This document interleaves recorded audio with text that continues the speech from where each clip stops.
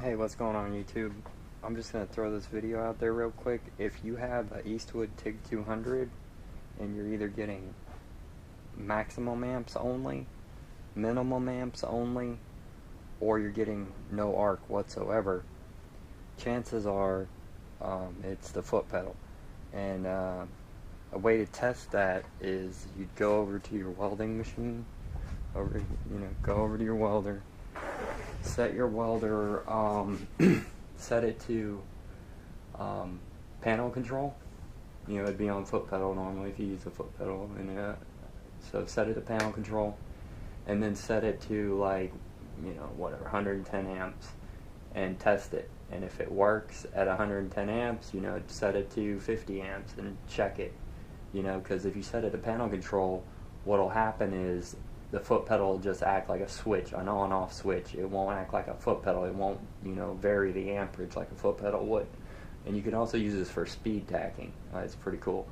And but yeah, that's how you test it. You can also use a torch switch. Hook up a torch switch and set it to panel control and check and see if it works. If your amperage is working, if you're getting an arc. But what happens is with the pedal is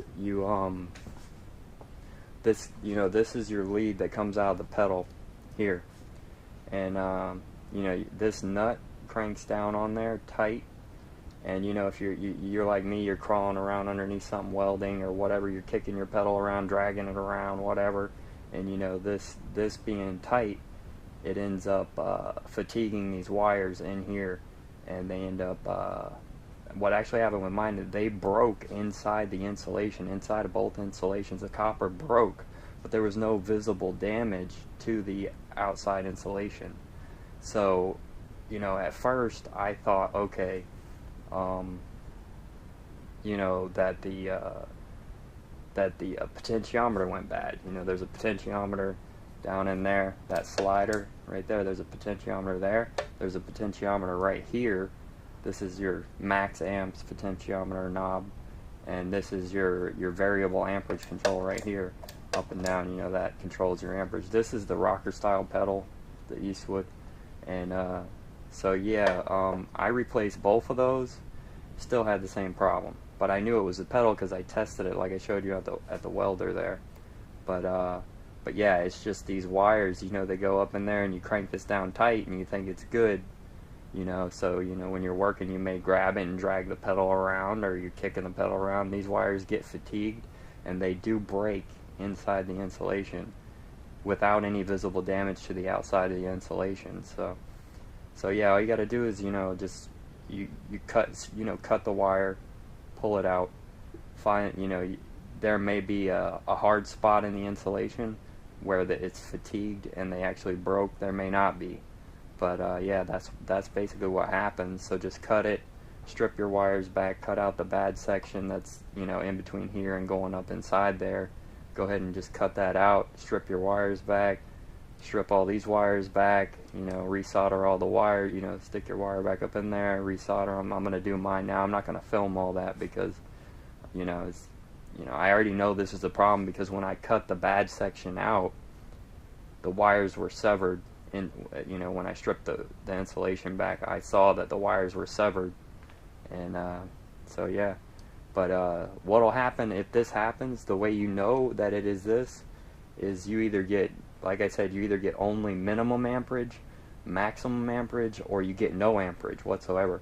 If you sever these two wires, this is your arc start, this is your high frequency start, that comes from this switch down here, that's your high frequency start switch, your arc start switch. So if you sever one of these wires, chances are you're going to get no amperage whatsoever. It's just not going to work. You're going to think your welder's broken or whatever. But you can also hook up a torch switch to test that. Just hook up the torch switch, set it to panel control, and see if that works. If it does work, then it's the pedal.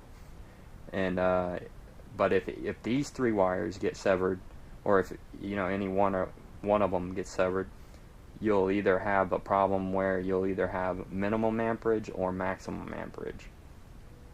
And so yeah, that's just how you fix it. And it's not that big a deal.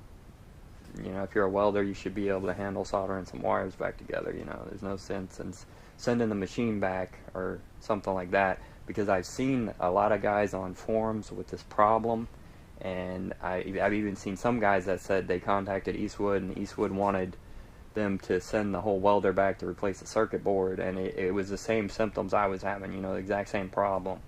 So yeah, you know, you gotta kind of troubleshoot it yourself. But yeah, I hope this video helps somebody out. You know, it's not that hard to fix. You know, it's a pain, but you know, it is what it is. You know, I would definitely, you know, fix it myself, you know, rather than sending anything back. But alright guys, I hope this helped you out.